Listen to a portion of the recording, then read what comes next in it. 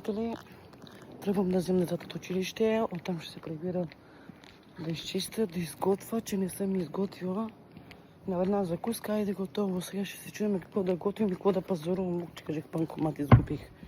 Олицата ми се обърна. Ще изготвя, ама какво ли да взема, но вече всеки ден. Дайте една идея какво да готвя, бе хора. Писна ми вече. Не се сещам вече да друга идея да готвя. И друго да ви кажа. Знаете ли какво? Не знам. Просто как да ви обясня, не знам как да ви кажа. Но едно само знам. Че, нали, аз не правя, че моите деца са най-възпитаните, най-културните, най-умните. Не. Има много деца, Ева права на них, нали, Ева права на родителите.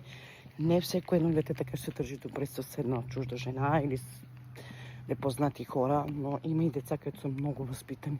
Ева права на родителите. И има деца са като моите деца. Просто нямам думи. Но, вие сега хора, нямам нищо напротив, нали? Нямам нищо напротив към хората, децата. Но поне малко да се ги възпитава, че с чужди хора така не трябва да се отнасят отвратително, гадно. Не е приятно, не е хубаво. Аз, който познавам тия мои приятели, много възпитани деца са. Много възпитани хора, значи такива хора май не съм и видял и няма да видя. Много малко редко има вече хора, възпитани деца, много малко стана. Но да са живи и здрави. И невъзпитани, и културни, и некултурни, живи и здрави да са. Хора, мога да ви кажа лек ден и дайте ми идея какво да готвя днеска, че писна ми вече.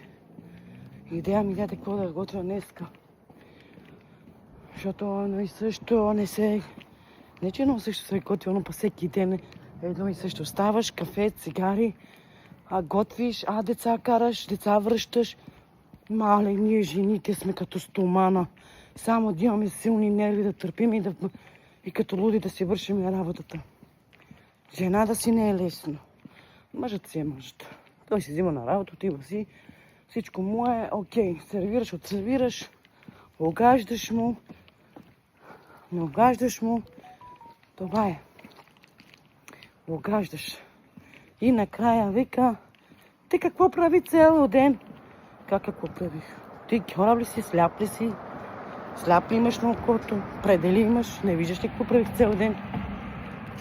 Така е. Мъжете са никога неблагодарни били.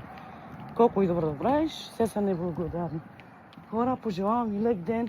Чао от мен за сега. Ще се видим малко по-късно. Чао, чао.